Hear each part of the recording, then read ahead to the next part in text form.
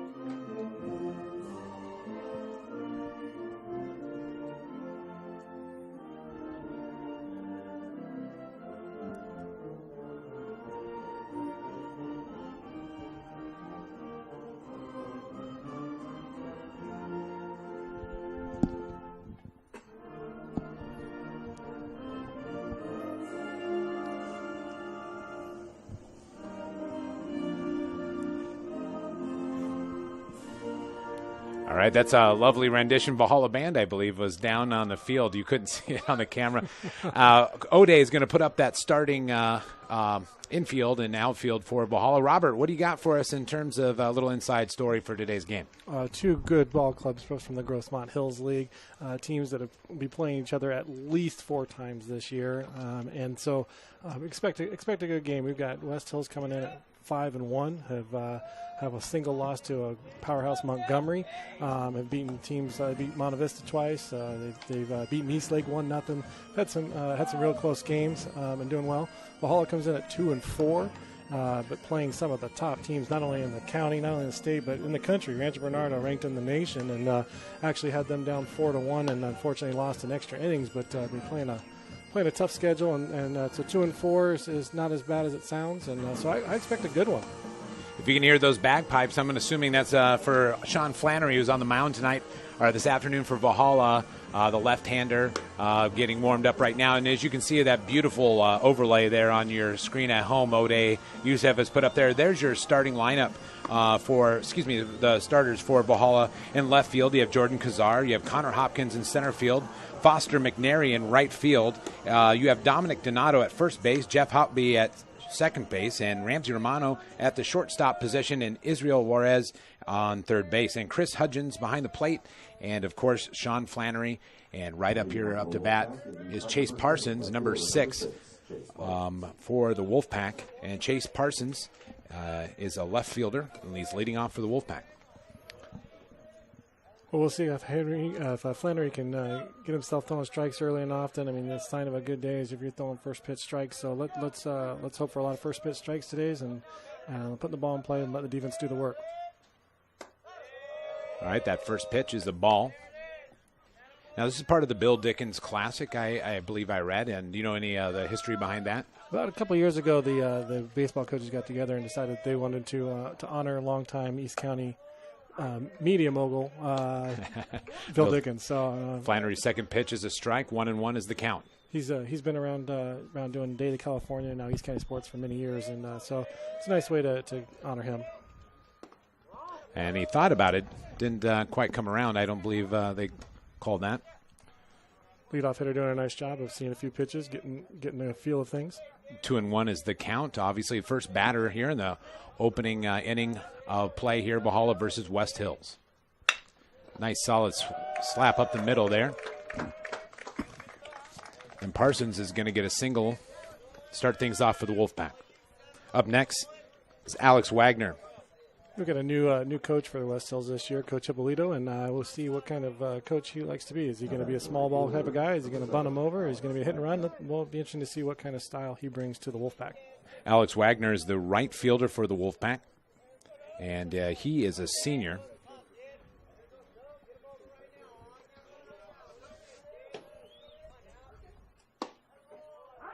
And that first pitch is a strike by Flannery. no movement, no squaring around to bunt. So we'll see what happens on this next pitch. But a lot of coaches might be happy to get that run early, but looks like he's going to go ahead and let him hit. And that's going to be a foul tip. Second strike, no balls. We have 2 strikes on number 7, Alex Wagner. I'm just looking out at the flag out in the outfield. Not a ton of wind, blowing out a little bit, I guess, across the field from right to left. Flags are pretty much almost down, so. Wagner comes in at batting 278, and so not a bad little 2-hole hitter.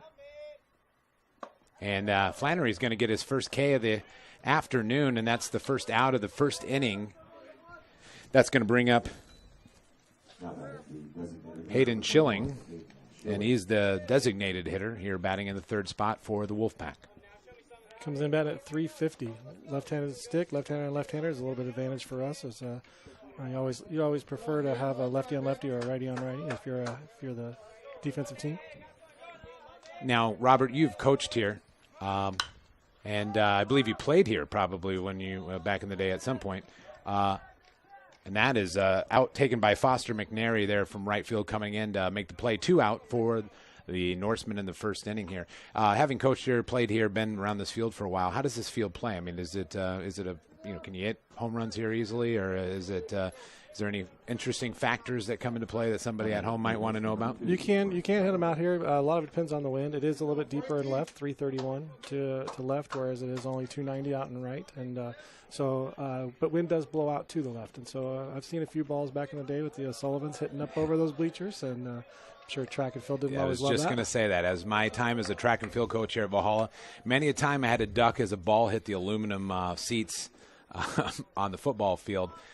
As a gift from one of the baseball players, typically a O'Sullivan hitter.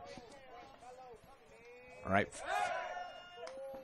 Try to keep him honest there on first base. We have 2 out, 1 strike, no balls. Or excuse me, no balls, 1 strike. I'm getting my vernacular down here. It's been a little rust on me from covering baseball for a while.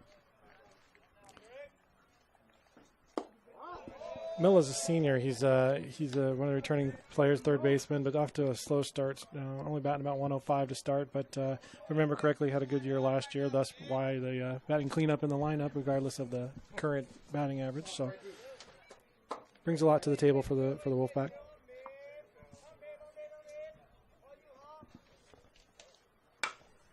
And Mello knocks that one. It's going to be foul. So now 2 strikes on Mello. Flannery looking to close this inning out with just 1 person on board. Chase Parsons started the game off with a single. Since then, Flannery seems to get under control and got a strikeout and pop out to right field.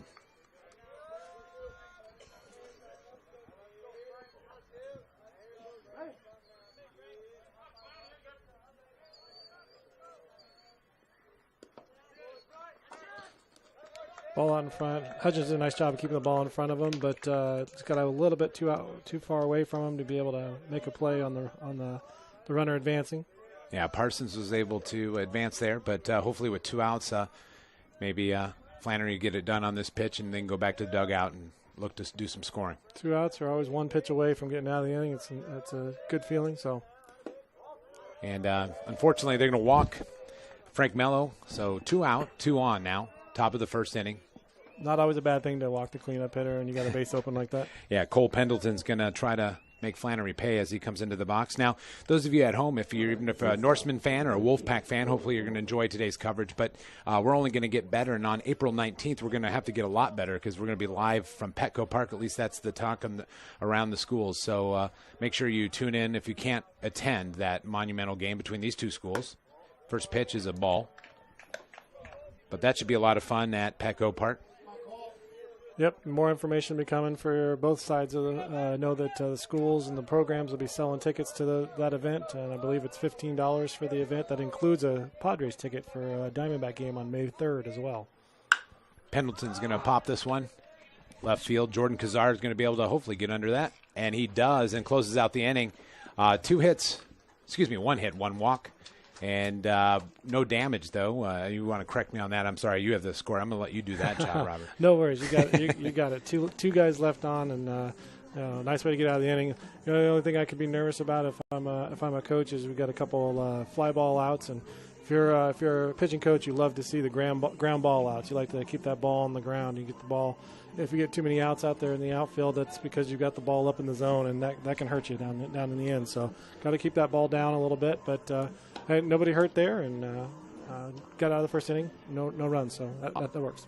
On your screen right now, you're going to see West Hills starters tonight. Starting on the mound is Trent Topliker. Trent Topliker is, looking at my roster here, is a junior pitcher. He's a right-handed pitcher, rather. And you look around the diamond at first base, Eddie Alvarez. At second base, Dallas Siegel. Out in right field is Alex Wagner. Daniel Lewis is holding down for it in center field. Left field, Chase Parsons. At shortstop, Cole Pendleton. And third base, Frank Mello. And behind home plate tonight, Johnny Espinoza, the catcher, a junior. And first up to bat here this afternoon is going to be Ramsey Romano. Number 3, the senior, is going to be stepping into the batter's box here, hopefully trying to get things started in a hurry for Valhalla, the future Wolverine, the University of Michigan. I'm Robert. I'm sure as a University of Michigan fan, you're excited to see a Valhalla student heading that way to Ann Arbor. Absolutely, go blue. Love the Wolverines. Hoping for a good NCAA tournament coming up here that's starting this weekend as well. So yes, I'm very happy to see he's going to be down in the maize and blue. So yeah, he's had a pretty good year. He's one of 3 home runs on Monday's game against Helix. They beat Helix 10-1. Excuse me. Yeah. And I'll give Felix that 1 run, but 10-1. And no, he was one of 3 home run hitters from Monday's game. So I'm hoping that he can continue that today. Now that was a pretty impressive performance against Helix, 10-1. Helix has been real strong the last few years in baseball. You know anything about what attributed to that uptick in scoring for Valhalla? I know. I think they've been overdue. They've been running into some tough pitchers, and so I think they were just all clicking on all cylinders that day. And I believe a couple of all 3 of those home runs came in 2 inning span. So, Topliker versus Romano to get things started here. Bottom of the first inning here live at Valhalla High School, Orange Nation TV, and that first pitch is going to be inside. Brush back a little bit there. Romano steps out of that batter's box, looks down at his coach to get some further direction. Topliker comes in at 1-0. He's pitched 4 innings and hasn't given up an earned run at this time. Ramsey Romano makes contact there. That one is going to be picked up and chucked across and he's going to actually. They got him with a tag there. That's interesting. Not quite conventional, but nice effort there by first baseman Eddie Alvarez. Frank Mello is the one that dug that one out of the dirt and got it over there. And with the tag, so 1 up, 1 out there for the Wolfpack right off the bat. Right here for Valhalla's a junior, Jordan Kazar. Jordan Kazar, outstanding basketball season this year for the junior, and obviously he's trying to back that up with a good baseball season. Absolutely, a lot of fun watching on the basketball court, and so far they've been doing well on the field as well for baseball on the diamond. That first pitch from Topliker is in the dirt. I was just thinking about Jordan Kazar, kind of a rangy left fielder for the high school level, but obviously has a lot of athletic ability to be able to cover that space. Absolutely, and he's been able to leg out some hits too. I mean, 3/4 of his hits so far this season are all doubles. Now the count evens up at 1-1. Valhalla in their all home whites, white helmets, white uniforms, which I think is a pretty sharp look. West Hills in their black road jerseys. Nice swing there by Kazar for no contact. 1-2 is the count. Topliker trying to get the second out of this inning.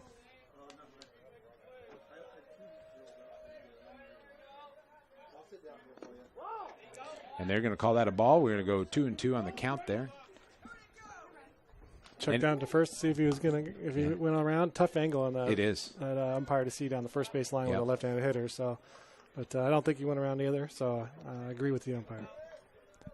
Now your shot at home. We're not going to move the camera much today, but as we adjust and get better, we may do that. We're a little shorthanded today. Of course, when you have Ode Youssef, you're never quite shorthanded. He's an expert at this. Full count here for Jordan Kazar, the junior. Bottom of the first inning, no score. And Topliker is going to get his first strikeout of the afternoon. And that brings up 2 outs, and it also brings up Hudgens. Chris Hudgens, sorry, up to bat for the Norsemen. Similar situation. Hudgens definitely one of Valhalla's best hitters and hitting that cleanup spot, but again struggled a little bit in these first 2 games, only batting $125. And but I know that again hit a home run on Monday, and I think it's going to be turning around pretty soon here. But does a fantastic job behind the plate. So good ball player. Hudgens, a junior, listed at 6 foot tall. And you'll take a look at that first strike there.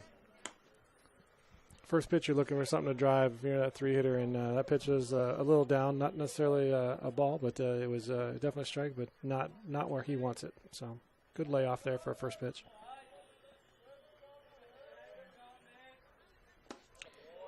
That second pitch takes a cut at. No contact there. Second strike. Now, what pitch was that, Robert? Typically, a 3-hitter, 4-hitter is going to see a breaking ball like that. Might be able to see a fastball too, but probably not too many fastballs. So, seeing an off-speed pitch of that nature, it looked like maybe a bit of a slider. That seemed pretty effective in that follow-through there. And he gets him there, and that's going to end in the inning. So, at the bottom of 1 complete inning of play, Wolfpack 0, Norseman 0, and up to bat first here for the Wolfpack here in the second inning is going to be DJ Lewis. DJ Lewis is a junior. He plays center field for the Wolfpack. Flannery still on the mound for Valhalla. And if you like today's game and you want to watch it over and over and over again, you sure can. Just go the same link on OrangeNationTV.com or the link we posted on Facebook or the link on the Valhalla website. Any of those links will take you right back to this game over and over and over again. You can watch it, send it to your grandma, your aunt, your uncle, anybody you want to see this game. And we're going to continue to bring you some Valhalla baseball games. We'll post an entire schedule of possible games we're going to be covering. And hopefully you'll like what we have to show you. Yep, we're looking at a few other 3 other sports as well. Hoping to get a softball game or 2 in there. I know boys volleyball was also looking to possibly have an Orange Nation TV. But if there's another sport out there in the spring that has some people that are interested in broadcasting along with Orange Nation Showcase, then maybe we'd be open to broadcasting some other games. I know the lacrosse coach would love to find somebody. So if you're out there and you're a lacrosse fanatic and you know something about the sport and would love to help us out, let us know. Contact John Owens or Robert Wilson at Valhalla, and we'll see what we can make happen. So going into the second inning here, these teams, it's hard to tell. This is, like you said, this is the second time they play, or this will be one of several times they play. This will be one of 4.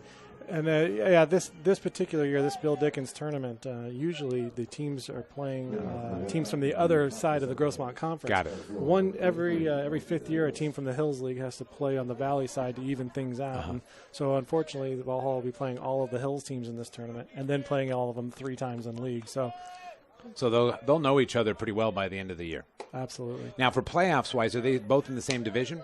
I believe they're in separate divisions. Valhalla, I believe, is in Division 1. This is the first sport to try out the new new power ranking systems, and Valhalla is in Division 1. I believe West Hills is Division 2. And that's all based. Nice bunt down the line. It's going to go foul. I thought it was going to stay in there for a second. A little too fast for that grass to slow down. But this is, like you said, the first year, and based on success, right, puts Valhalla in that Division 1. Yes, I believe Valhalla was the fourth school away from being in the Open Division.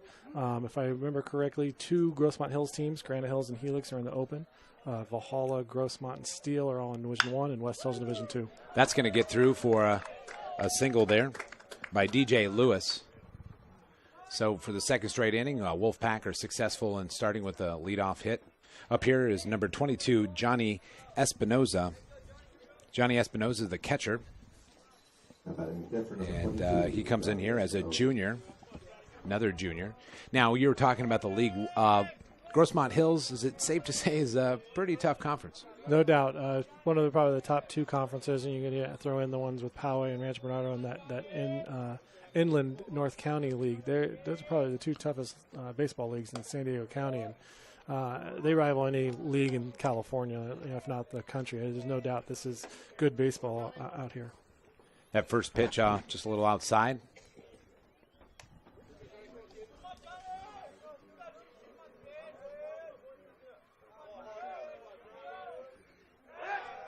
As a matter of fact, the two teams from the two projected winners from those leagues beginning preseason, Granite Hills and Rancho Bernardo, played each other last Saturday in the championship game of the Hilltop tournament. Okay.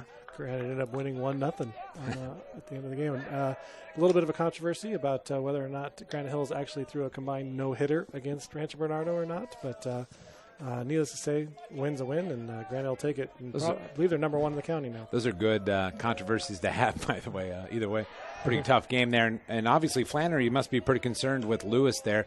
I guess it may be safe to say Lewis has got a few steals and maybe one of the more speedy Wolfpack members of the Wolfpack. Sorry, Robert, to put you on the spot to look at stats. That's okay. Nice solid shot there to center field. Connor Hopkins successfully gets under that and actually going to keep DJ Lewis back at first base. So avoided a little bit of a disaster there. Get an out here, first out of the top of the second inning. We make some adjustments on our camera there. And as we cover more Valhalla baseball, we'll experiment a little bit more with different angles. Hopefully that fence is not too much of a distraction for you at home. We're kind of comboing our coverage a little bit like radio, just because of any possible problems you may have making out exactly what's going on. And up here up to bat is number 10, Eddie Alvarez. Yep, finally got to those stats over there. Well, I'm sorry about that. I should have put you on the spot. That's okay. It looks like Lewis is 2 for 2 in his stolen base attempts so far this year. Well, obviously early in the year, that's he's a threat. So Eddie Alvarez in the box, and definitely keeping him honest here today. Nice toss there by Chris Hudgens. It's always a fine line about playing with the runner and also concentrating on the hitter. And, sure. And so Flannery seems to be pretty focused on it, but now we've got another throw over. And, you just want to make sure that you don't forget that the guy at the plate's the guy you really should be worried about. Counts 1-1, 1 out as well in the top of the second inning. Wolfpack here visiting Valhalla High School. Scoreless. Alvarez swinging a miss there. Nice job off speed, keeping the ball down. That's a nice pitch by Flannery. Getting ahead, 1-2. Keeping the ball down, you get yourself a ground ball here, roll it over and get a double play and get out of the inning. That's what you're hoping for as a coach. And there's a strikeout there for Flannery, I believe his second of the afternoon. 2 outs now for the Norseman. Absolutely, that works as well. Brings up the bottom of the order, number 9 hitter. And this is going to be Dallas Siegel. Not your typical average for a number 9 hitter, batting .385, 4 RBIs. That's done some damage from down there, so not somebody you can take lightly. Well, I guess when I was a kid playing, if you were batting 8th, we always called it double cleanup, so maybe this is some sort of form of that. Flannery once again trying to keep DJ Lewis honest over there.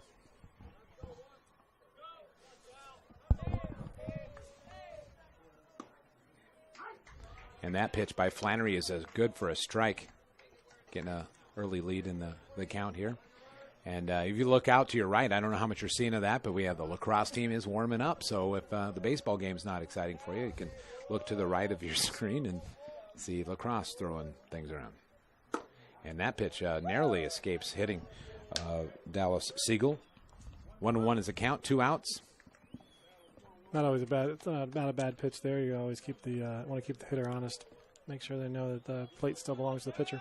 As a former pitcher, I always want the plate belonged to me. And that's going to go foul. Runner was moving on that one. That's right. Lewis was definitely rolling. Trying to get the runner in scoring position with 2 outs, hoping that a single base hit might have a chance to score him. Not a bad idea with 2, especially if this 9-hitter Siegel has the average he's had. He if you get thrown out, he leads off the next inning. It's not a bad idea to try and get somebody to score a pitch, and knowing that if it doesn't work out, you got a good hitter hitting off. And that's going to be a ball there. 2-2 count, 2 out. Runner on first base. Valhalla looking to get out of this inning without giving up any runs. Nice pitch. That is a great, outstanding pitch. Curveball. Flannery gets his 3rd K of the afternoon. Valhalla heads to the dugout, ready to warm up those bats here at the bottom of the 2nd inning.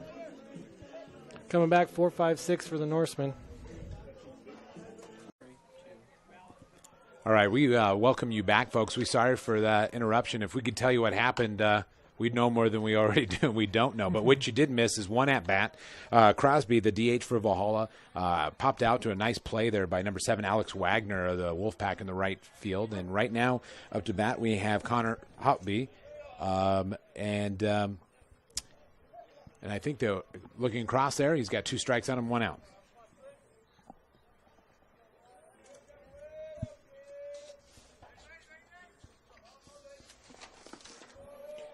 Jeff Houtby. Sorry, I believe he had a brother that maybe, or we had a Connor Houtby years ago, and I apologize for that. This is Jeff rather than the name I mentioned before. I apologize to the Houtby family. We have Connor Hopkins as well. I think that's probably maybe what I was thinking too. Yep. And that one's going to be out of play, a little out of our vantage point. Didn't hear any car windows break, so I assume that was okay. Sometimes they park over there on the basketball courts, for those of you who've been to Valhalla High School. And that's where that ball, I think, was fouled to. So 1 out. That's also going to be fouled. 1 ball, 2 strikes, 1 out here. Bottom of the 2nd inning, scoreless. Topiker's not really bringing much heat with it, but he's keeping our kids off balance, and our hitters are off balance, and they're not able to get a lot of good wood. Crosby's was a decent little line drive he had on it, but still not a lot behind many of these swings. So he's doing a nice job of keeping us off balance. Now, maybe by design, I look out there, and that West Hills logo looks an awful lot like the New York Yankees, and that ball was off the foot there of Hoppy, and he's going to take that. He's going to take that base. Welcome change of pace there for Valhalla with 1 out here. Up here is number 36, Dominic Donato, the first baseman, steps into the box trying to light a rally here for Valhalla with 1 out here at the bottom of the 2nd. But anyway, back to what I was saying, it looks a lot like maybe by design, that Yankees logo there for West Hills. Yes, absolutely.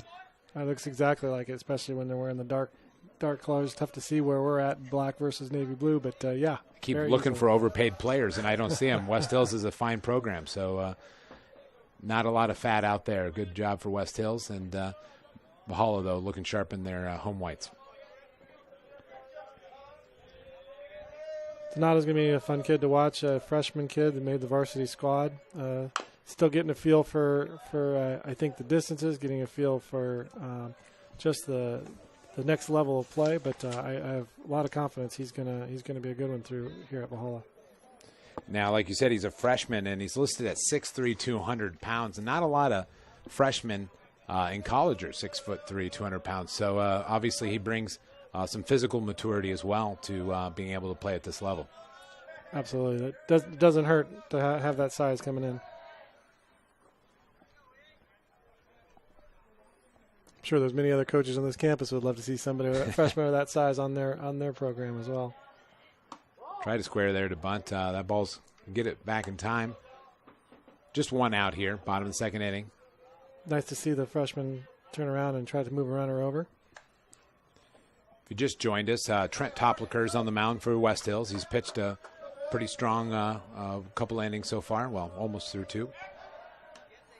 Both pitchers trying to keep respective runners honest today.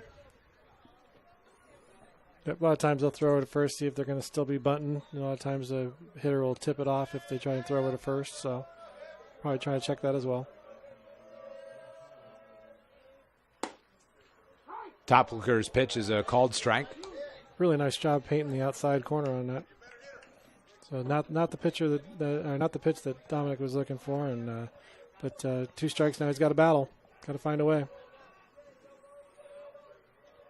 As a hitter in this situation, you're not worried about trying to get a base hit. You want to put the ball in play and make defense do the work. And he does that. And that will turn into a double play there by the Wolfpack. It's a heck of a play by the pitcher. That's reaction. You just kind of throw your glove down, hope it ends up there. And nicely done. So at the bottom of, 2 complete innings, Valhalla and Wolfpack are knotted up at 0. Go to the top of the 3rd inning.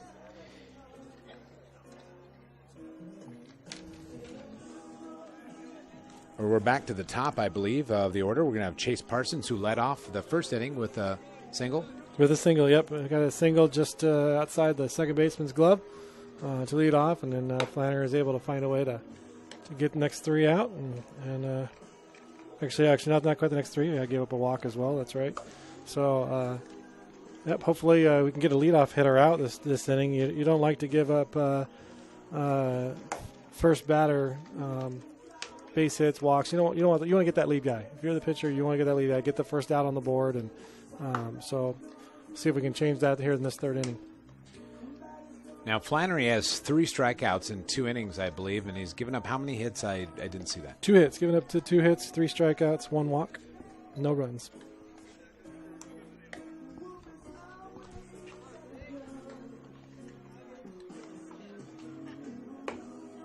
Not quite sure who the field umpire is today, but Ignacio Torres, long time, very quality umpire behind the plate. He's been doing, he does most, every year does a CIF game. Probably he'll do the Open Division CIF game behind the plate. He's that well respected amongst not only baseball umpires, but the coaches respect him. He's been doing it a long time. And Nacho Torres, great guy. That's good to have that high level of official working this game.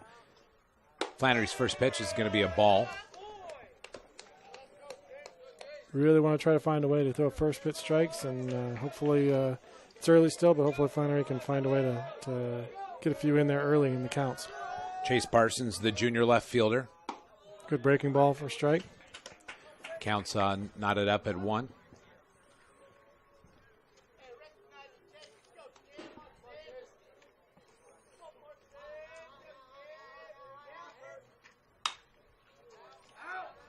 Out of play. Flannery's up ahead, and you don't want to give him too much good to hit here. You want to make him hit your pitch, not the other way around. Don't give him something too good. Make him hit yours. Paint a corner somewhere. Nice job. And he went right to what you called the Dr. Wilson ordered up there, and so received. Flannery gets his 4th strikeout of the evening. Number 7 here, Alex Wagner. Now, I don't know whether to call this out. It's not quite evening yet, but I will say that from time to time. Twilight hours. That's right. And the daylight savings and all that messes with me even that much more. It can be a heck of a job out there in left field when you have that sun going down over the hill.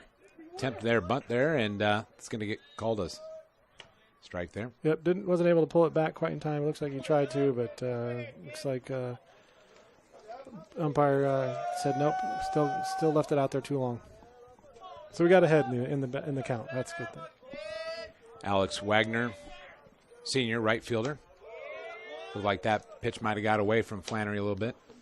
Yep, looking down at the mound, thinking that maybe his landing spot wasn't quite right. Now, we had this debate earlier today. I had this debate with somebody. Actually, I didn't debate because I don't know. As we look at this pitch, looks like it's going to stay in. Dominic Donato, the freshman, gets over and makes that play. 2 out here, top of the 3rd. So we were talking about these 2 teams are going to be playing in Petco on April 19th, and we were talking about mound height. Now, I know Major League Baseball lowered their mound. Now, was that similar mound height as a high school, or are they going to have to make some adjustments? Or no, the adjustments aren't too bad. It's really not much of a difference. Playing baseball growing up, I can't tell you the number of different size mounds that Sure. I felt. So, I had to pitch off of. And you go to a different ballpark. While everybody should be the same in high school, Sure. even you go over to another campus. Yeah, it's not quite the same. So you make adjustments as a pitcher. Hayden Schilling makes contact on there. Ramsey Romano scoops that one, gets it over to Donato. 3 up, 3 down. The Wolfpack go. Here comes Valhalla here at the bottom of the 3rd inning. Looking to maybe break into that scoring column. But, we were talking about this game. Obviously, the game we're talking about is the same 2 teams going to be playing at Petco Park here, April 19th. You can watch it here on OrangeNationTV.com, or you can pay your $15 and go watch them live at Petco and then go home and watch the game. Again, of course, we want you to do that. But, my theory is the first 2 innings might be kind of interesting baseball because I know if I was an athlete in the middle of Petco Park, I'd be looking around. And then maybe it'll settle down after that. I mean, obviously 2 well-coached teams, but the excitement of being in that ballpark just to play a game must be something else. Absolutely.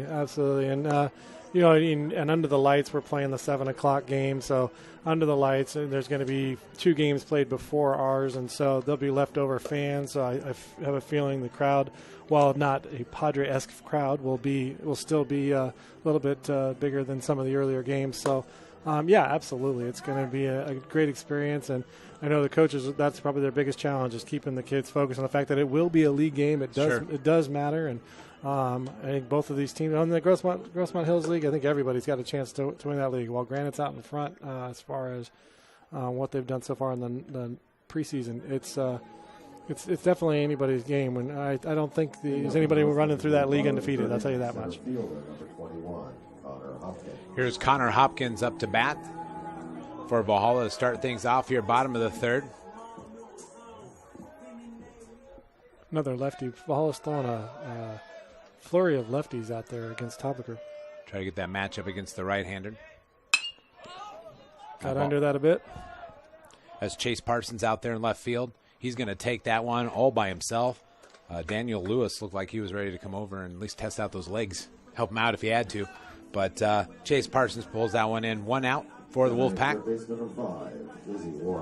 Here's Israel Juarez, senior, number 5.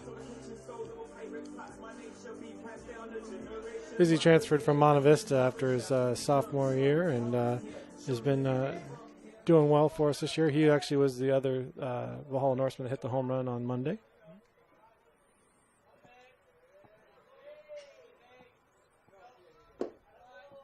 Tropical's first pitch here against Juarez is the ball.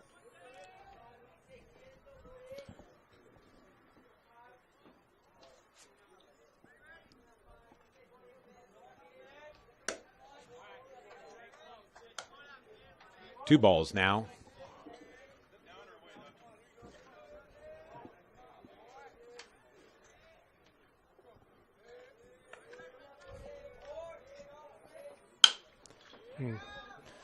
Tough job to reach across the plate like that.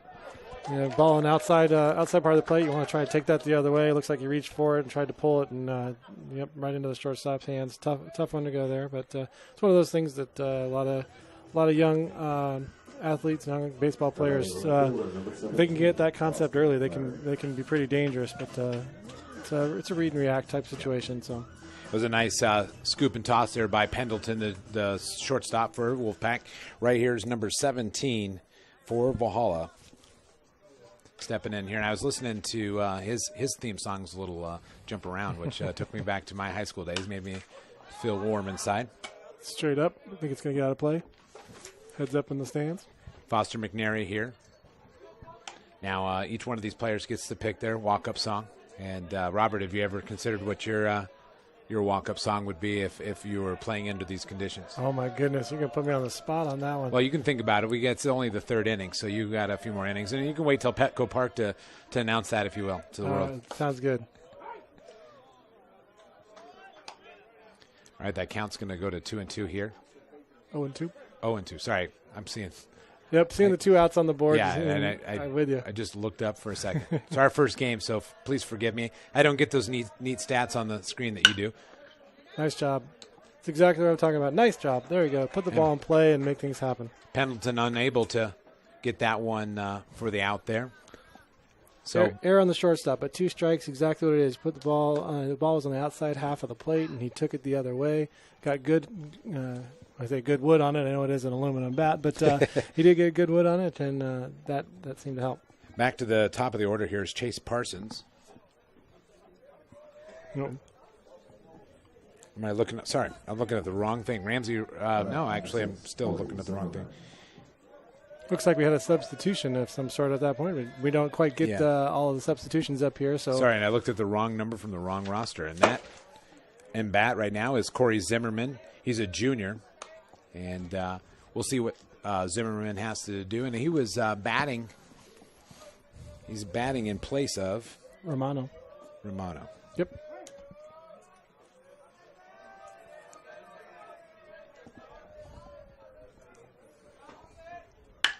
Nice job in the hole. Nice job by Zimmerman there, coming off the bench to make that play. 2 outs, 2 runners on.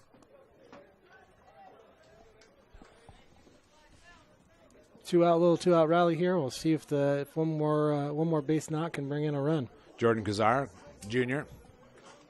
See if he can step up to the call here and try to break the scoring drought between these two teams.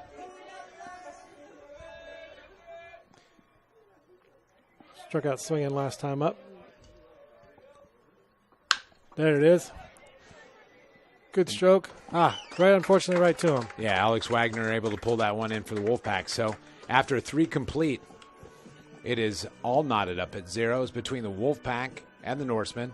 Heading into the top of the 4th inning, we'll see if one of these two teams can break that donuts up on the scoreboard. Looks like Flannery will remain in pitching. And I've lost track on my lineup card who's going to be leading off here for... Cleanup hitter is going to be leading off for West Hills, Milo, I believe. Mello. Yeah, I have been calling him Frank Mello, so I hope that's the case. We apologize to the Mello Milo family if we've messed that up. And that's the hard thing, and we hopefully will fix any pronunciations that we made errors on, since we're going to get to see this team again on April 19th.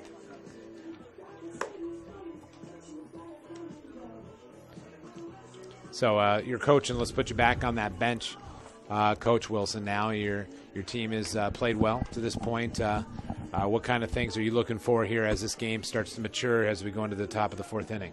Well, if I'm West Hills, if I can find a way to get a runner on, I'm going to start to play some small ball. Obviously, through first 3 innings, no runs scored. Looks to be like it's going to be a pretty close ball game, and every run's going to matter. So get a runner on, you're looking at some small ball and some bunting situations and some hit and run situations. And if you're Valhalla, you just want to keep throwing strikes and try to get as many ground ball outs as possible. You just know that putting the ball in play, what you don't want to have a pitcher that comes out there and walks hitters. So got to throw strikes here. Flannery's first pitch is a strike. Frank Mello, third baseman there, takes a look at it. Walked first time up. We'll see. Put the ball battle on the ball this time.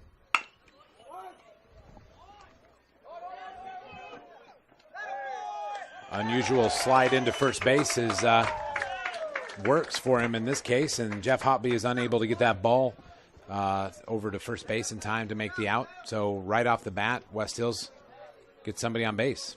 And trying to see, it looks like Hotby might have moved over to short, and Zimmerman might have come in at second. So I'm not exactly sure again where Romano, if he went out injured or exactly, but it looks like Hotby moved over.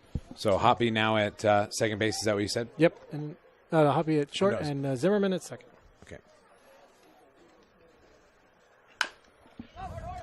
Another ground ball over to third. Unfortunately, just a little nubber. It's tough to get turn 2 on that, but gets the batter out at first, and it means we move the runner over to second. So we'll have a runner on second with 1 out. Now, in our defense, as we've mentioned, it's hard to see when there's any substitutions made, and hard to see from the numbers, actually, too. A little harder than I had thought. So Here's DJ Lewis up to bat for the Wolfpack. 1 out, 1 on. DJ led off the second inning with a base hit down in the hole for a 5-6 hole.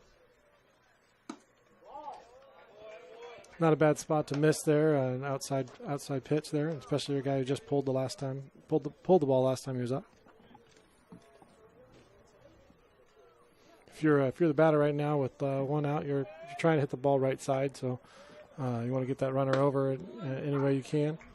So, are we going to get a time here, or they're going to talk it over here between number 22, Hudgens, the catcher for Valhalla, with Flannery?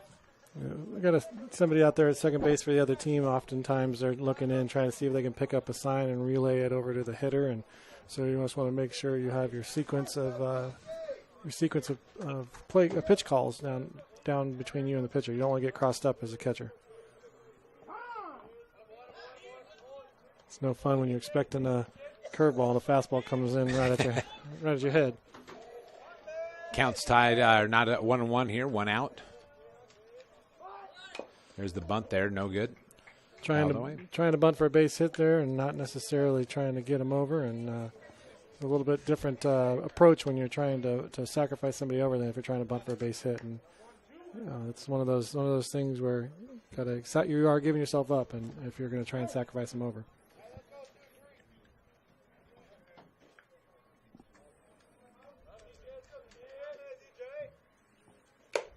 And another strikeout there for Flannery. 2 down now, top of the 4th inning. Climb the ladder, as they like to call it. Climb the ladder. You see that when you're a hitter and that ball's high up high there, it's big as a volleyball, beach ball, and you want to go after it. And sometimes you just get a little over anxious. Here's Johnny Espinoza. Flew out to center last time.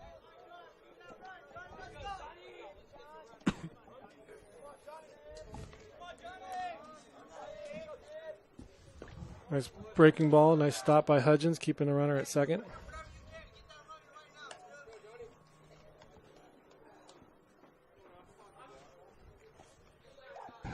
So if you're watching this game live and you want to watch it again, it'll be available online. Give us a few minutes to upload it. We have to make some fixes of our technical difficulty earlier. And it'll be available, so you can send that link to anybody you'd like. That's a fouled ball.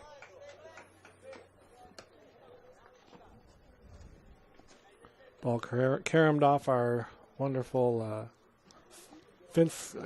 Well, not a fence, what do we call it? Our little net contraption between baseball and softball. It came back out on the field. I thought it came back awfully quick. I didn't know if we had a Johnny on the spot over there or something, but came back very quick. That is going to miss its mark there, but nice job of backing up the play. Absolutely. Hopkins. Yeah, that was Hopkins out there in center field. 1-1 count, 2 out. Little open glove play there, where second baseman shows an open glove, means he's going to break to the bag, and as soon as the pitcher makes his move.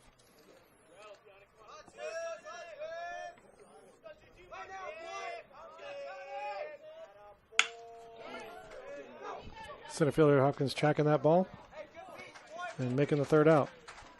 All right, so after 3.5, still 0-0. Valhalla's going to, I think they're going to get in that scoring column here pretty soon. I'm going to make a bold prediction here. Bold prediction, 3-4-5 coming up for the Norsemen, the heart of the order, and hopefully second time around they're going to have seen it once before and be able to capitalize. So Hudgens, Crosby, and Houtby up next for Valhalla.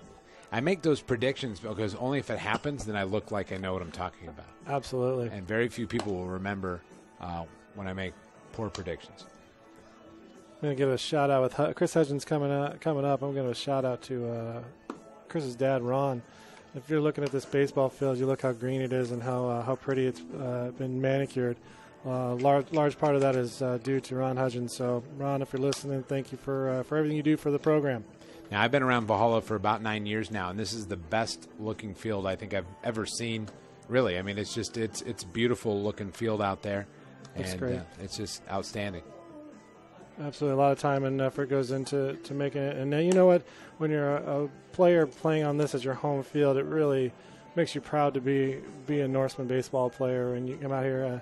I've seen some kids play on some pretty junky fields, and they're ashamed of their field. And it's one thing you got to love about baseball players. The players at the end of every practice have to drag the field and rake everything up, and it really gives them some ownership to taking care of the place. And so I always enjoyed that element of it. Some people don't, but I enjoyed it. I enjoyed taking care of my mound when I was done pitching that day, and so it's a unique element that most other programs don't necessarily have to do in their fields. Catcher number 27, Chris Hudgens. So catcher Chris Hudgens is going to step into the box here. Toplicker still in the game for West Hills. Pitched pretty well, actually. Both pitchers have done serviceable pitching today. Again, neither one of them really overpowering, but both of them changing speeds enough and throwing enough strikes, and it's keeping the hitters off balance. So Chris has the power to change it in one swing, and we'll see what he can do here.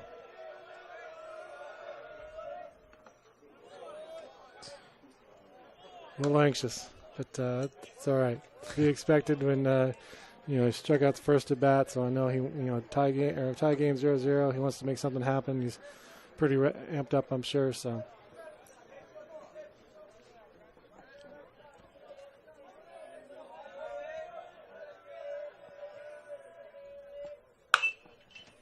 Solid contact there. It's going to go foul. 2 strikes now.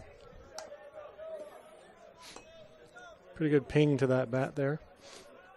Nothing beats the sound of wood, but you definitely know you're at a high school game with all the pinging going on. That's also the enjoyment of the College World Series, historically at least. Mm-hmm. Down the line, that is going to get in for a base hit. Looking for 2. And thought better of it. Not a bad idea there. West Hills can get that in quickly. So Valhalla starts things off the right way here, the bottom of the 4th inning. And we'll see if Coach Wilson decides that he wants to play a little small ball himself. Crosby, a cleanup hitter, typically is not your sacrifice bunter, but in high school baseball, as my baseball coach Gordy Thompson used to say, it doesn't matter where you hit the lineup, you're going to get a job done, and if the job is butting a guy over, you're going to bunt a guy over no matter where you're hitting in the lineup. So we'll see what Coach Wilson decides to do. Crosby listed as a junior, squaring up to bunt. Also 6'3", at least on the roster. Lanky DHer for Valhalla. Heck of a dodgeball player, too. Saw him a couple weeks ago at the dodgeball tournament. Initially, Robert, I know you're a Dodger fan, so when you started to say that, I'm like, how is he going to turn this into a Dodger talk? But nothing wrong with that. See if Crosby decides to square around again. Again, pitcher throwing over just to see if the hitter will tip off whether or not he's bunting again, give his fielders a little bit of a heads up, and Crosby did a nice job of not tipping that off. We'll see what happens if he's going to square around. He squares. Good layoff there by Crosby. Crosby sporting the long socks, which I truly appreciate. I think it's a good look.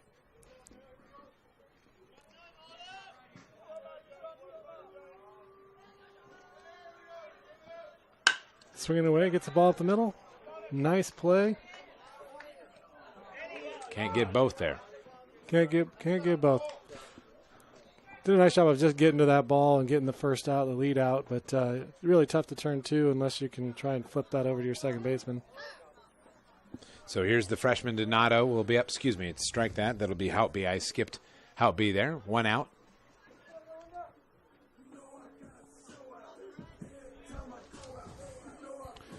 Hoppy was hit on the foot last time up. We'll see if he gets a chance to swing the bat a little bit more this time.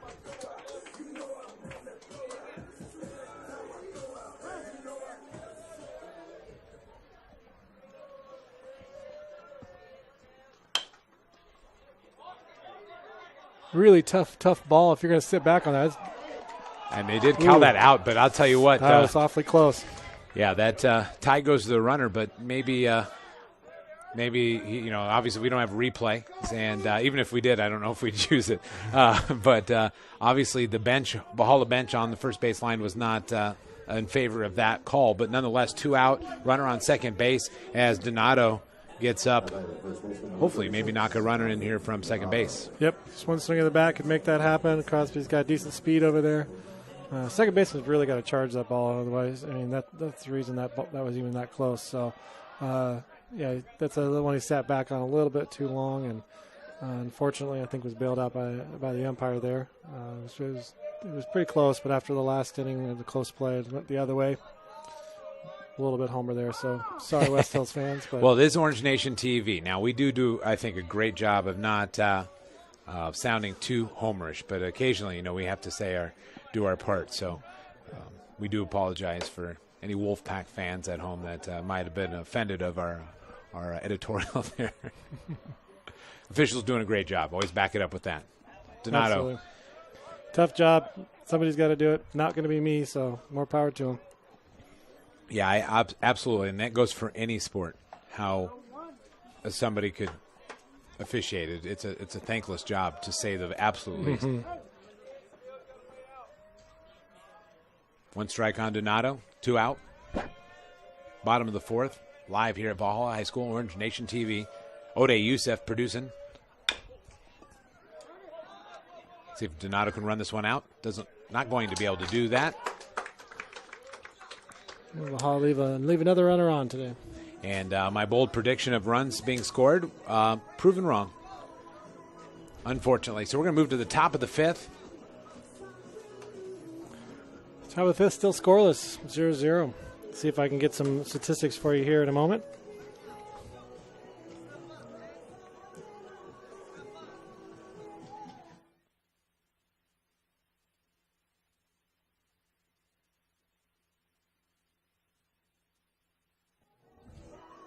All right, so when you get to about the top of the 5th inning now, here's the best. Actually, I'm not going to. You start to thinking, well, are we going to go extra innings? But if we do go extra innings, be rest assured there at home, Orange Nation TV will cover every last out of this game. So we're prepared.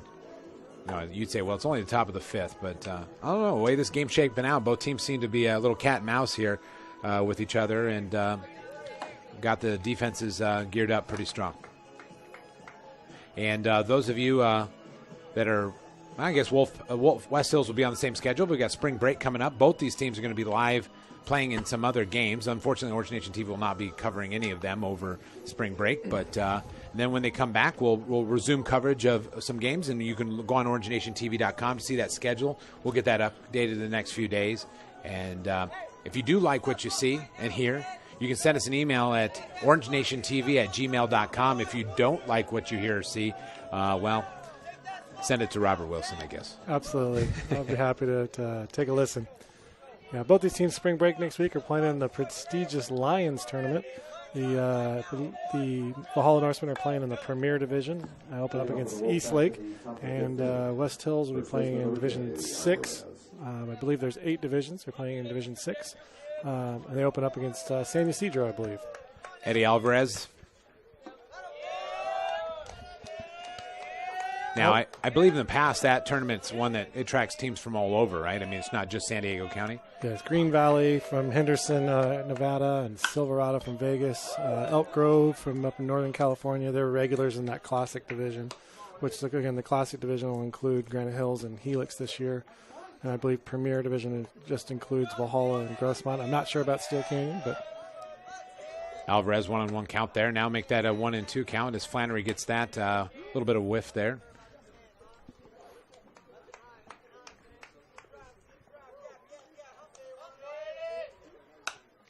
Staying alive is Alvarez. Automatic ball return coming back off the net.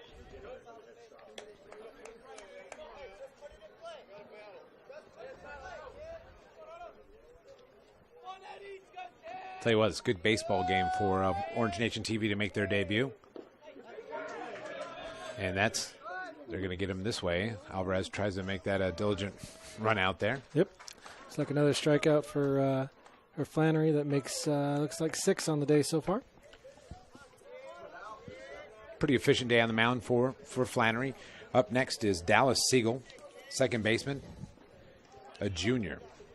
Struck out looking first time up, but again, been batting .385 on the season. So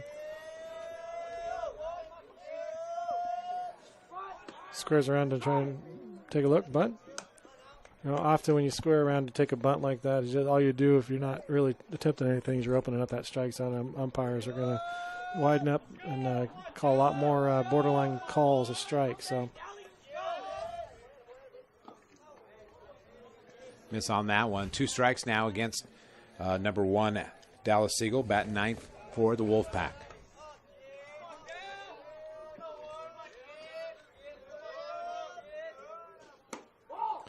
Nice effort bringing a breaking ball, trying to bring it in back door like that, and just off the plate.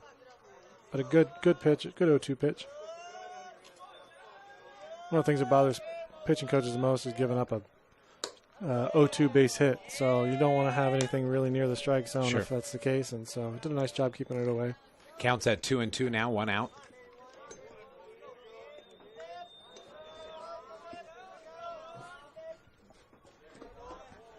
Now we're going to go to full.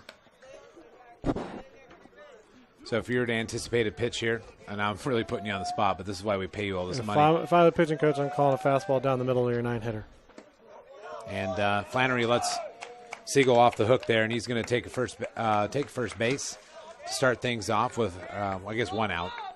Will be 1 on as we go back to the top of the order. Here's Chase Parsons, who's done pretty well. Yep. 1 for 2, a single and a strikeout.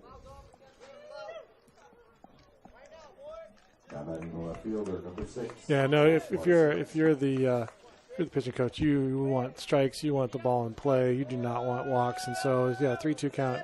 You're throwing a fastball down the middle. So right now you're looking for a ground ball, trying to get a double play. There's the ground ball. Unfortunately, Valhalla's not going to get anything out of that, and that tight is. Looks like Hotby back at second this time around. Looks like Romano got back in at shortstop. So hot ball to Hotby, not quite the handle on it. And unfortunately, both runners are safe. Now in a game this close, I mean, this is not looking too good right here for Valhalla. They got to turn that tide back. Yeah, it could be frustrating as a pitcher. You get the ground ball that you know could be the ball to get you out of the inning, and frustrating as a pitcher, you gotta shake it off, and you gotta come right back and try and get another ground ball.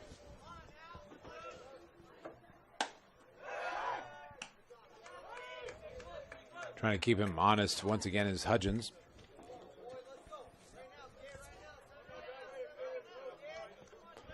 One strike here on Alex Wagner. Wagner, right fielder for Wolfpack.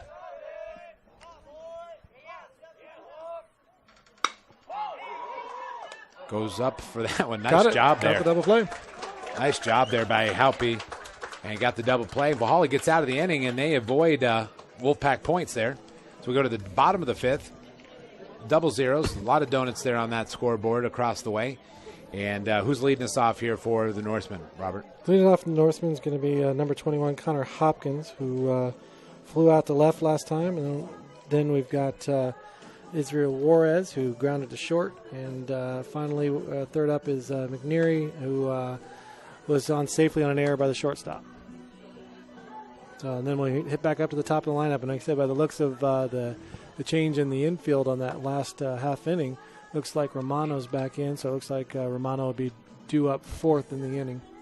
So those couple runners on last half inning there for West Hills, is that a sign that they're starting to get to Flannery, or is that just the expertise, the talent of West Hills showing through there? You know, quite honestly, yeah, the walk didn't help, but no, Flannery did a nice job. He got the ground ball he needed to get. That Taylor made double play ball, and you know, unfortunate, physical mistakes happen, and as a coach, you can always accept a physical mistake. What you really struggle with are the mental mistakes. If a mental mistake is definitely avoidable if you're on top of your game, but physical mistakes happen, and so Flannery did what he needed to do, and he got the ground ball, and unfortunately didn't work out. He fought back and was able to throw strikes, get the ball in play. And hey, when put things in play as a hitter, you think good things happen. As a pitcher, same thing. You let kids put the ball in play, good things happen. Your defense can make plays just like Hoppy did, turning right around and making a nice double play on his own.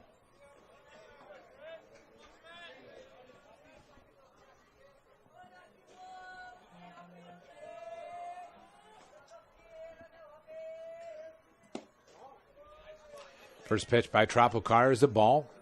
Connor Hopkins digs in again. Here, look at the second pitch, a senior.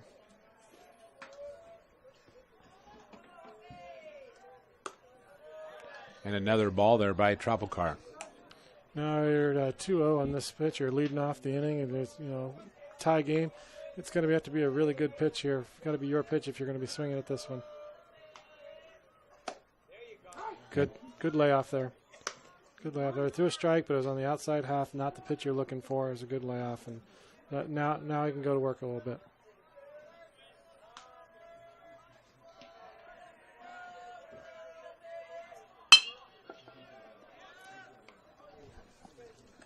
Siegel gets the toss over to Eddie Alvarez, and one out, bottom of the fifth.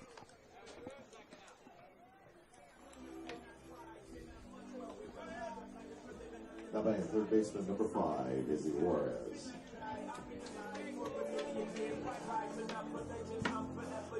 Israel Juarez stepping up into the box there for Valhalla. Third baseman, senior. Toplicar, the junior from West Hills, on the mound.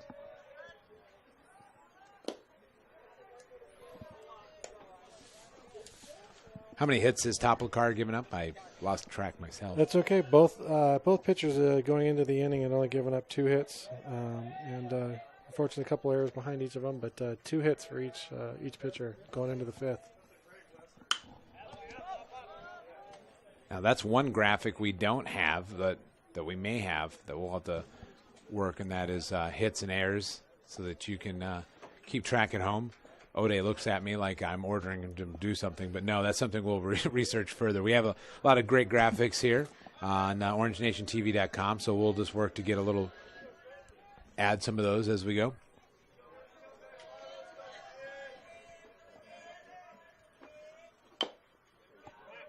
Orange Nation TV is made possible by a joint effort between ASB and Valhalla Athletics. Really, the whole idea was hatched about a year ago to make Valhalla sports and activities have a little bit more prominent position in terms of people being able to watch them that can't attend. And I'll tell you what, about 20,000 views of Orange Nation material since August of this year, of last year, I should say. And excellent job, as that ball's going to go right into the glove of Alex Wagner. 1 out for the Wolfpack. And you got number 17, McNary. Israel did a nice job trying to take it the other way. Just got under it a bit, but outside pitch tried to do what he needed to do with it, but unfortunately to the right fielder. So again, McNary got on base via an error on the shortstop last at bat. So take any way we can get an AB and see if we can get Romano up here with the man on.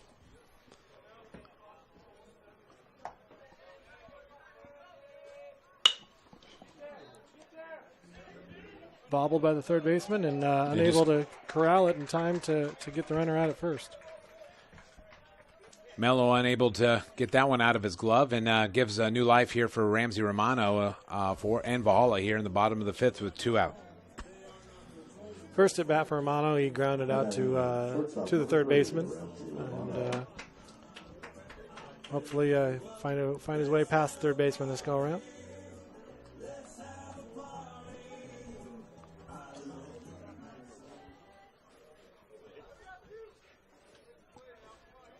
A little Toby Keith there for Ramsey Romano.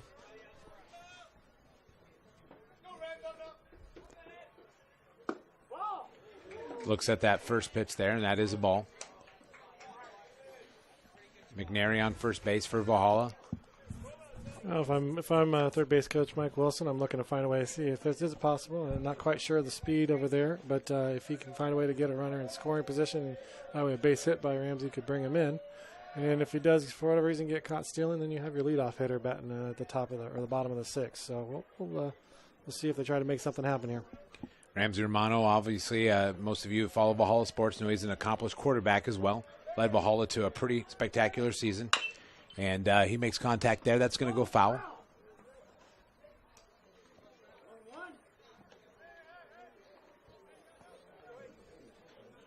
Ramsey Romano, pretty active on campus, also a member of ASB. He's a class officer for the senior classes. And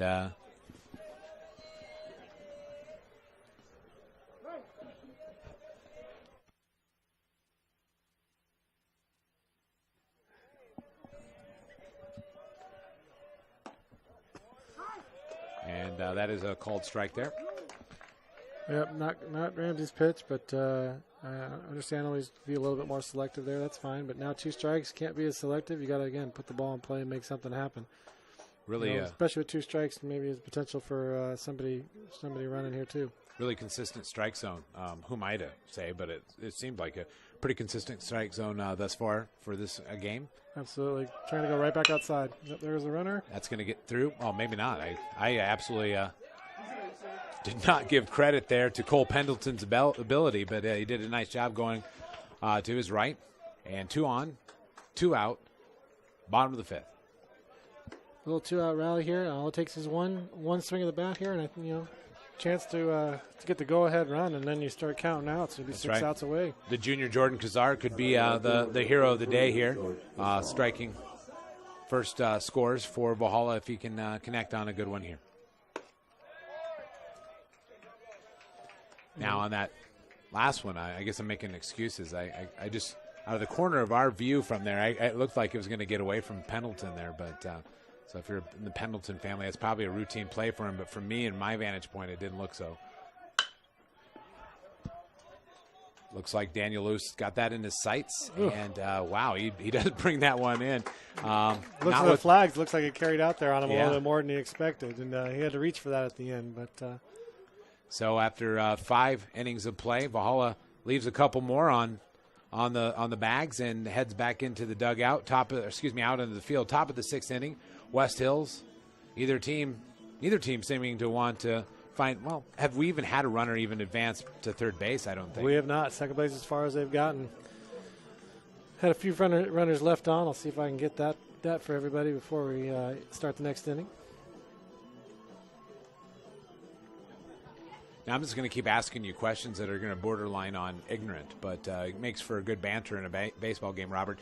Now, would you attribute this scoreless game so far to good pitching, good defense, or just poor batting? Or I think both pitchers have done a nice job of keeping off balance. I mean, it does, in high school baseball, it does not take a flamethrower to win a ball game, and a lot of times it is. It's just a matter of throwing strikes and keeping kids off balance, and both pitchers have done a fantastic job of doing that. And they're throwing enough strikes and they're changing speeds and allowing the hitters to put the ball in play and let the defense do the work. So both pitchers are doing exactly what they need to do. They haven't made too many mistakes and left balls up. The balls that have been left up have been off speed enough where they can't really get a good hack at it. So no, I do credit both pitchers for doing a nice job there. I'm sure the hitters would tell you different. They tell you it's been a rough day, but it's because of the pitchers. And again, being a pitcher myself, I'm always partial to seeing a good pitcher's duel. So.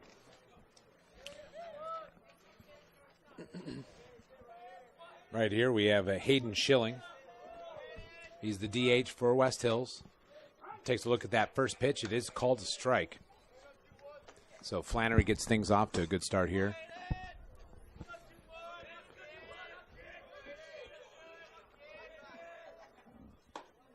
He's going to get 2 called strikes right off the bat there. Schilling's flown out to right and then grounded out to short. And his third at bat here.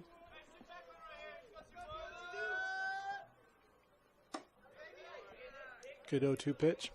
Try to get him to chase a little bit there. Yep. Again, nowhere near the strike zone. You do not want to give up a 0-2 base hit. Those are frustrating. Good curveball. He charged that one well and was able to get the out. Nice job by Romano coming and getting that. 1 down.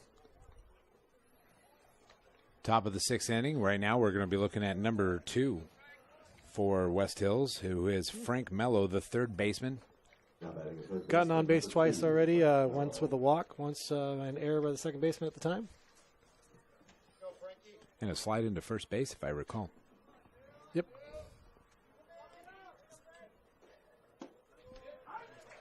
Pretty identical stat lines going across. No runs, 2 hits. Both teams have left 5 on base. Both teams have made a couple errors today. It's pretty identical run. This turned out to be a heck of a game. Second baseman getting another shot. Fields that one cleanly.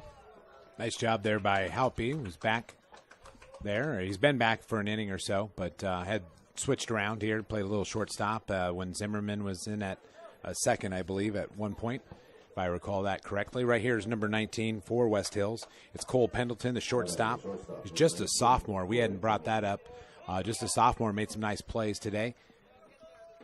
He's gone left side twice, flew out to left field, and then grounded out to the third baseman. So looking to, if I'm the pitcher and I know that, or if I'm the pitching coach calling pitches, I'm looking to stay outside, staying away from him.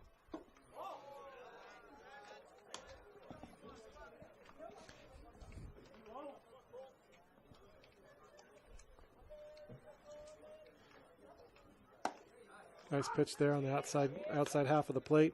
If he tries to pull that, it's going to be an easy ground ball to shortstop, third baseman. 2-1 now. 2 out. All right, 3-1 now with 2 out. Flannery kind of threw his hands up a little bit there. I don't know if he was lost a little control or didn't like that. That one's going to go in the dirt. Going to get a little free walk to the first base there. 2 out, 1 on now for West Hills.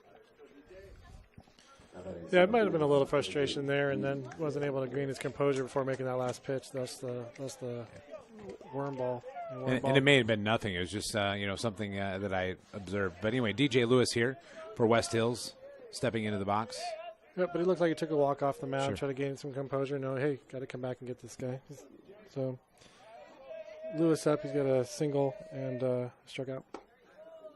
Nice breaking ball to lead off. Start off with a strike.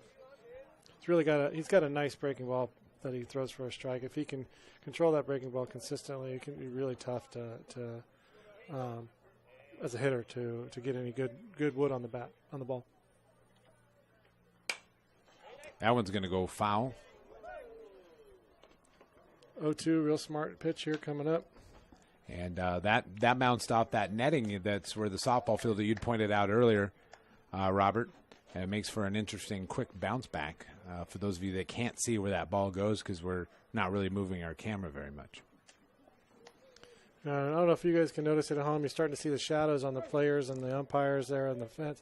That's heck of a time for your third baseman, your shortstop, your left fielder.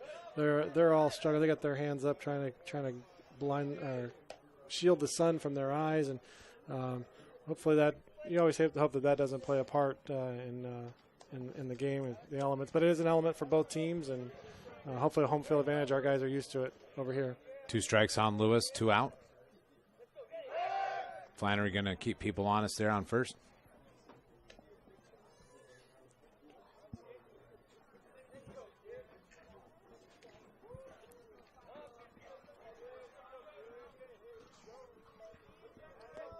Pretty good crowd. I'm looking, get an angle to see who's here. That one going to be played pretty easily there by Halpy. Nice job. Valhalla gets out of that inning and avoids any threat of a score. As we go into the bottom of the 6th, 0-0 West Hills and Valhalla at a straight tie there. I look out into the crowd.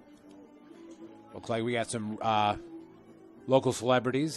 Justin Hernandez, econ teacher, sitting out enjoying himself some Valhalla baseball. I also see my wife and 2 children enjoying some Valhalla baseball. If you're in the neighborhood, you should come on over here. I'm still thinking extra innings in this one maybe for our debut. Wouldn't that be something else? Hey, that'd be great. I mean, can't complain. This has been a great ball game and a good preview of what we're going to see. Hey, what is that? April 19th at Petco Park. That's right. April 19th. $15 tickets be sold at West Hills and Valhalla, and I believe that gets you to a Padres game later. Yep, May 3rd game against the Diamondbacks. So the ticket, $15, includes the Valhalla West Hills game. It also includes the Padre game on May 3rd. As soon as spring break is over, you can contact, I believe, either school. I haven't talked to the West Hills administration, but I know they're going to be selling the same $15 ticket. And we'll be selling them through the finance office here at the school after spring break, as well as I know baseball players will have access to sell those to family and friends as well. So come on out and support, see high school baseball out at Petco Park. I believe the games, there's 2 games prior to the Valhalla West Hills game. I believe Mission Hills is playing. Oh man, I wish I could remember. Mission Hills is playing a game before at 4 o'clock, and then I think 2 of our city teams are playing at 1 o'clock. I thought Point Loma was playing somebody at. I think it's Point Loma at Scripps Ranch. Okay. Scripps Ranch for the early one, and then Sure. Mission Hills against another North County squad. Well, those won't be on Orange Nation TV, so I guess they don't really matter. No, but if you're buying the $15 ticket, it does get you in to That's see right. all 3 of those games on that particular day. And I think that's that's really one of the cool things about this whole experience is how much baseball you're going to get to see for not very much money, really, if you take full advantages. Hudgens steps in here. Hudgens being behind the plate here is the catcher. 1 for 2 with a strikeout and a base hit. Top Lacar still on the mound for the Wolfpack.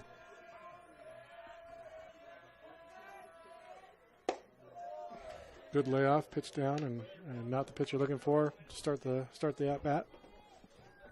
Looks like West Hills does have somebody warming up in the bullpen. Looks like number 25 down there. 25 being Chris Aguilar. He's just a sophomore, Chris Aguilar warming up, and it looks like Valhalla's got Kazar? also a number 23 warming up. Kazar looks like down there. Yeah, Jordan Kazar. Kazar, junior, 6'3". Couple 6'3" guys. Now, I don't know if is that basketball height, do you think, or is that a legit 6'3"? That may be a basketball height, but Now, that's one of my favorite things. I used to coach basketball, but one of my favorite things about broadcasting basketball games is to walk down on the court, and the guy that's listed at 6'5" is, my height. Looking you in the eye. Which Yep. I'm, 6 foot, maybe 6 a little over on a good day. So anyway, but we got a lot of height on Valhalla's baseball team. So legitimate height for Yes. those of you watching at home.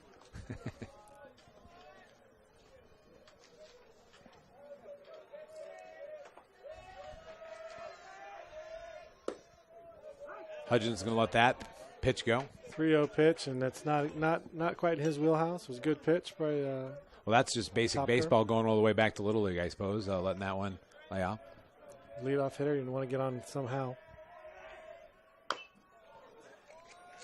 Yep. That count's going to go full now. Sure, again, not quite the pitch you're looking at. 3-1. You're looking for a better pitch than that to drive somewhere. But again, haven't been able to do a whole lot as a team. You're trying to press a little bit, and you want to be the guy that does something. But right now, you just want to get a runner on base any way you can. So.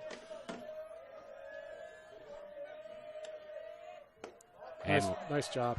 Gets the job there. We'll take the walk. And coming up next here for Valhalla is Crosby. You bet, Crosby the DH. Now, I'm guessing Crosby squared around a bunt last time around and when Hudgens got on, so I would venture to guess we're going to see something similar. I would also guess that West Hills expects that. And here comes Coach Hippolito to have a conversation with Topiker. And we have a pinch runner as well. Looks like number 11 for Valhalla is going to be out there, and that's Chris Smith. He's a junior. Normally plays somewhere in the field, outfield, I should say. He's going to come in and pinch run. And we got a little bit of a talk here on the mound for West Hills.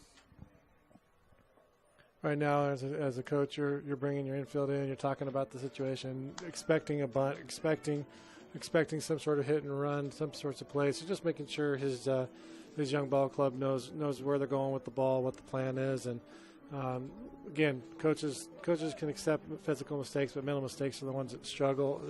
They struggle to handle. So if you can take a second, call a timeout, get out there and talk to your team, make sure everybody knows and get on the same page, then that's what you want to do. Could be big play coming up here. Sure, so. Absolutely, because obviously Toplicar has played well all game, and so you don't want one pitch to cost you the game at this point, obviously. Yep. If I'm Crosby here, I'm looking to find a way to get the ball down, get into play, get it where you can sacrifice yourself. You just don't want to put it right back to the pitcher or hard to the third baseman. So, again, throwing over to first to see if the batter will show, which he does. Expecting that bunt.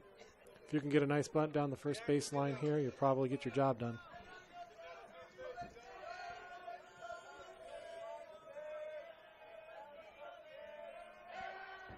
Crosby at least showing bunt at that point. Yep. You have a few players here and there that have mastered the slash where they'll show a bunt then pull it back and just try and slap something past the first baseman, but don't think that's happening here. He doesn't get that bunt down. Nice job. Got the job done. Able to advance that runner. Nice job there by Crosby. And up next here, number 1, Halpy. Done a nice job today playing mostly at second base. Jeff Halpy, number 1 here, going to be trying to, obviously looking to score here, get somebody in. Yep.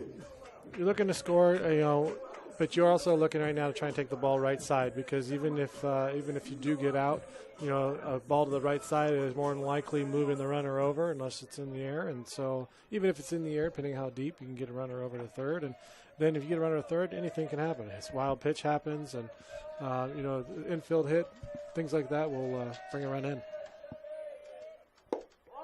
And it looks like right now, at least from my vantage point, if he does hopefully after a hit, we got Costanos. Looks like he's going to step in for Donato. He's sitting there on deck warming up. Chevy, big kid. Yeah, heck of nice linebacker for Valhalla. Yep, nice play. Nice play by the second baseman. And that's going to be a run.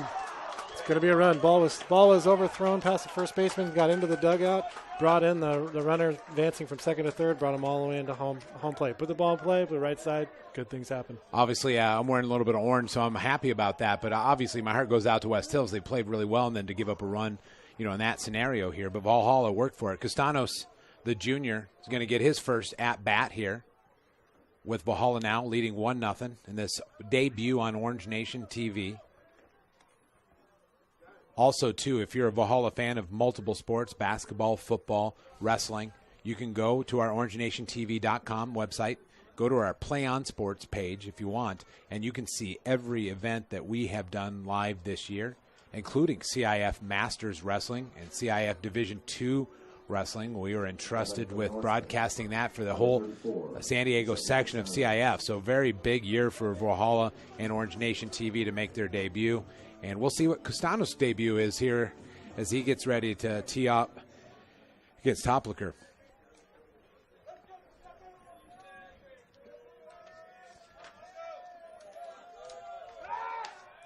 Again, Topiker doing a nice job. I mean, tough play there for him. He gets the ground ball, and you just want to make the out there and have one more, 2 outs and a runner on third, and hope to get out of the inning. But that ball scooted by the first baseman, and unfortunately that run scored. Well, the true test here for Toplicker is just to bounce back. Obviously, you probably have a pain in your gut right now because of that. You've worked so hard now. You gave up that run, especially this late in the game. Runs are not easily to come by, so. We'll see how he bounces back here.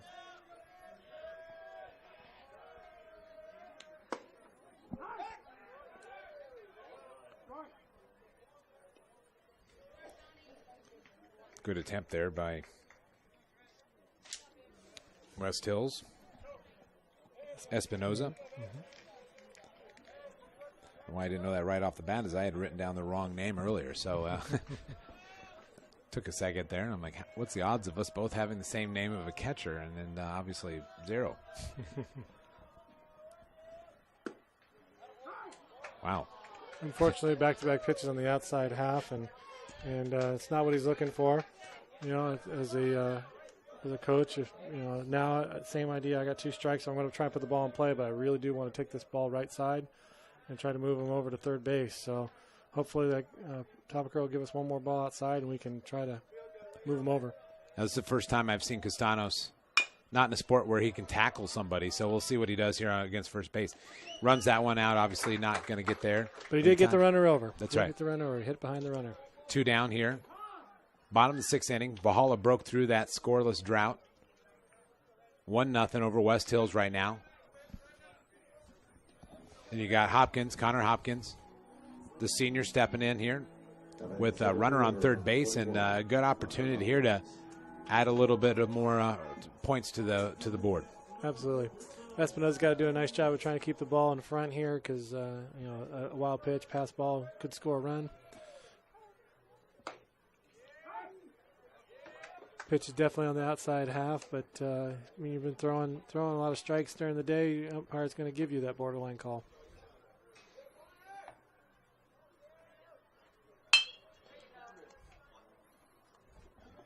Ground ball to second. Fairly routine there by Siegel.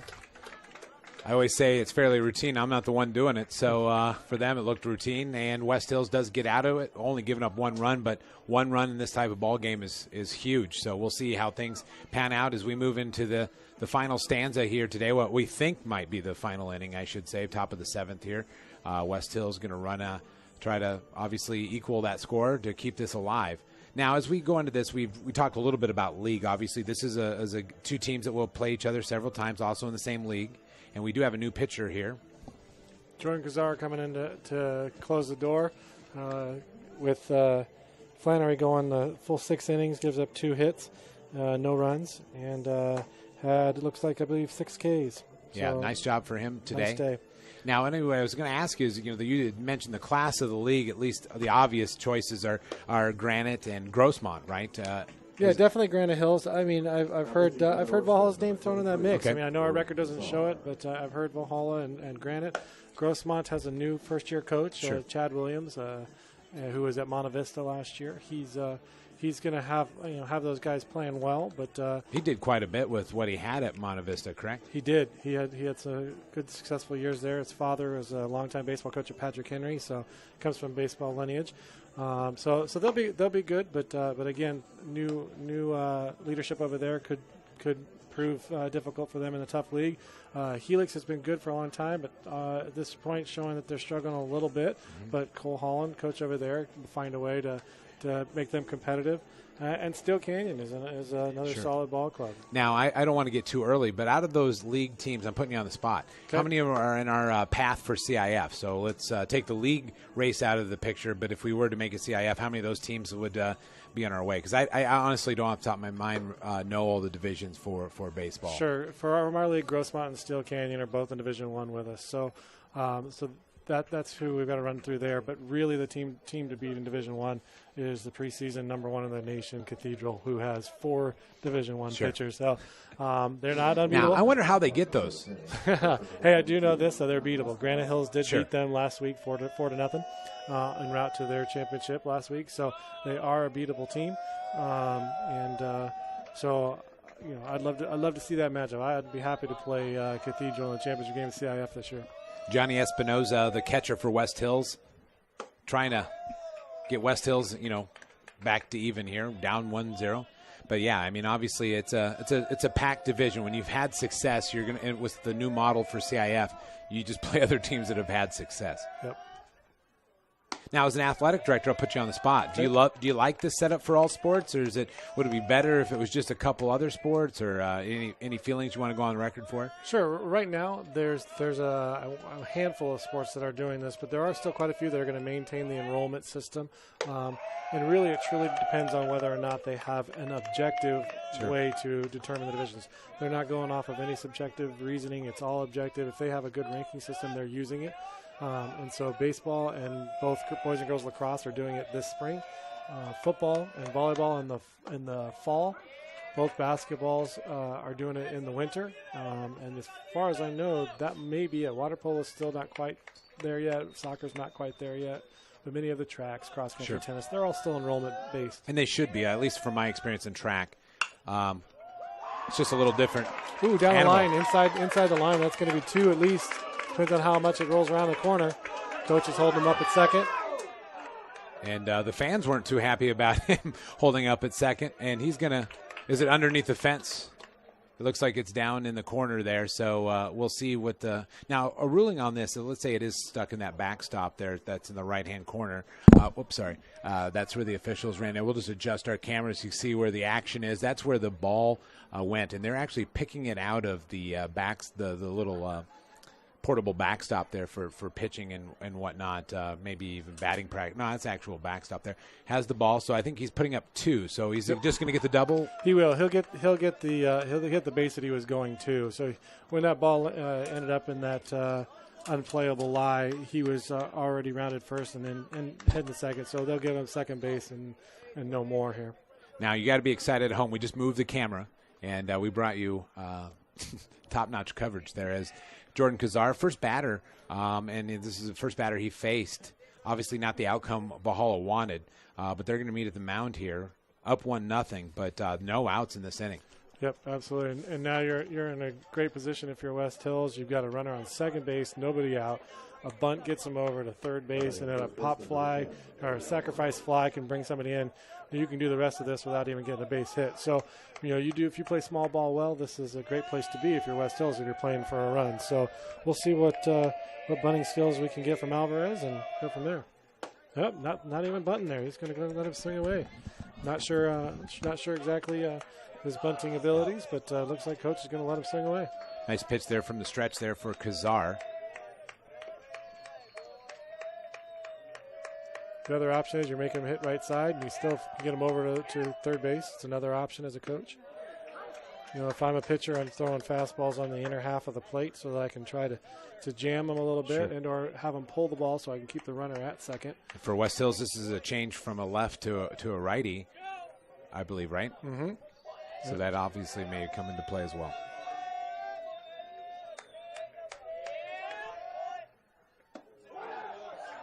A little high. There's been a delay on occasion, and the official the umpire does a good job of building anticipation. I'm like, oh, what's it going to be? 1 ball, 2 strikes, no out. Espinoza for the Wolfpack on second base.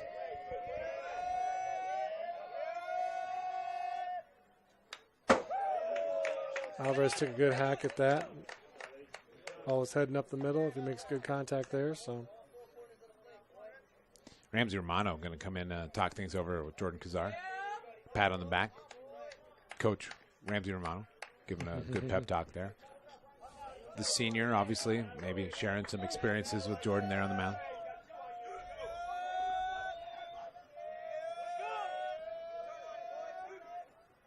Nice curveball. Ooh, nice curveball, just still a little high. I think Kazar obviously wanted that one to be a strike, and I think a lot of people in the audience thought it was a strike. Yep. But again, it's where it crosses the plate, not where the catcher catches it, and a lot of times that's something that fans see. Absolutely. See where it hits. Nice job of busting him in. He's going to run to third.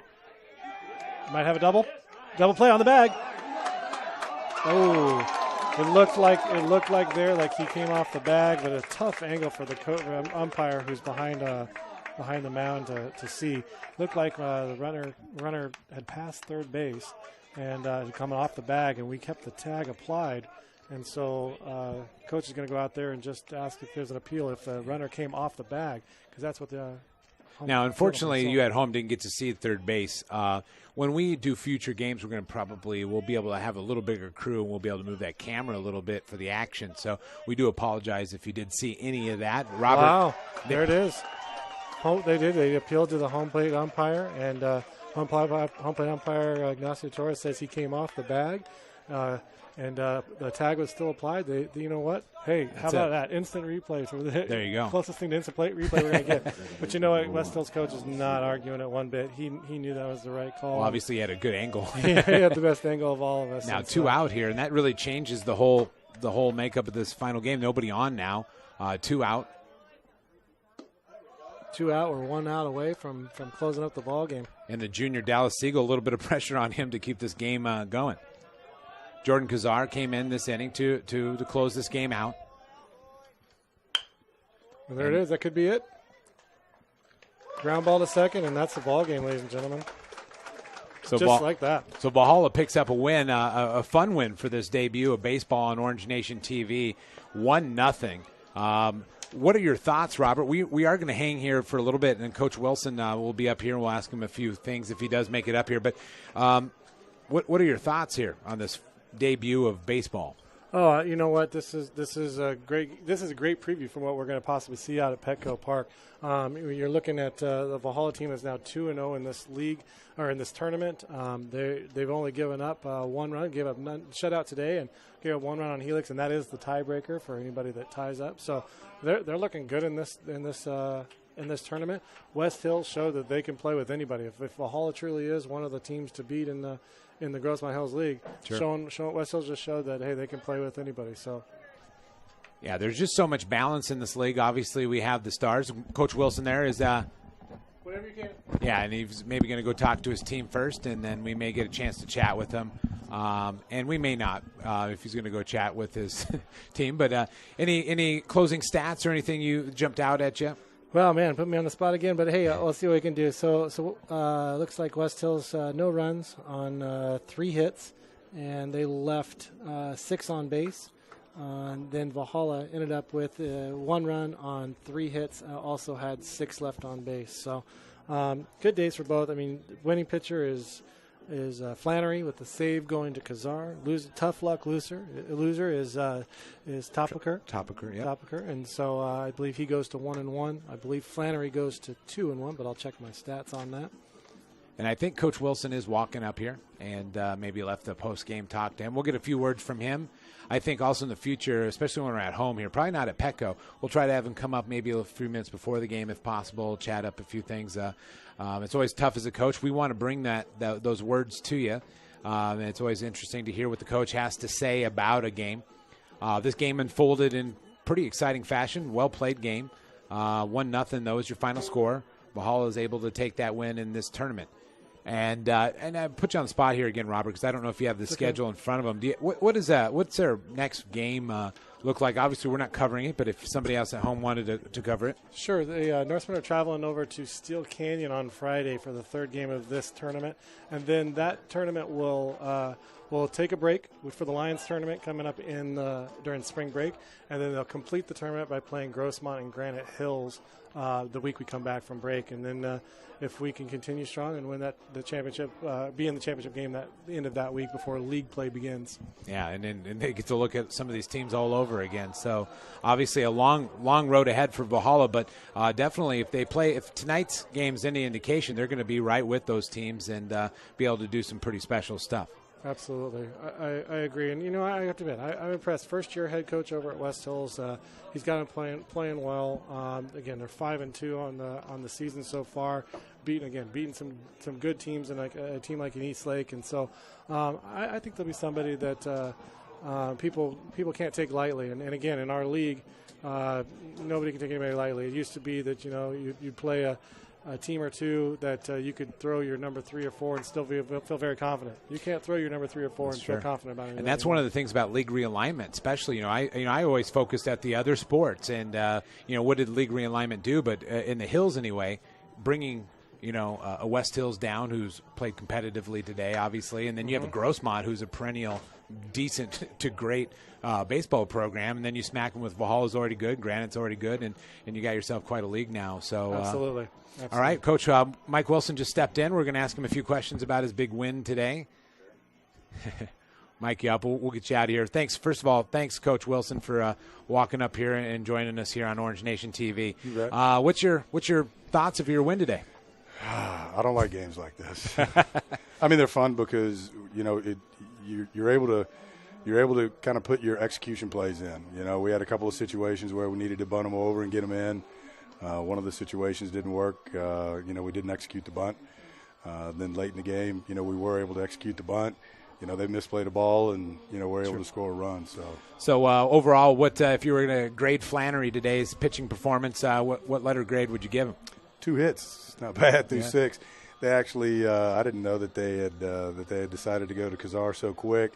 My pitching coach had talked to him, so I would have liked to have seen Flan get back out there, but he pitched outstanding. Every time he gets out, he gets us into at least the 6th inning. I mean, he threw a 2-hitter against Rancho Bernardo through 6. Sure. So anytime you can shut a team down like that, he's effective. He gets his off-speed pitches over. He hits location.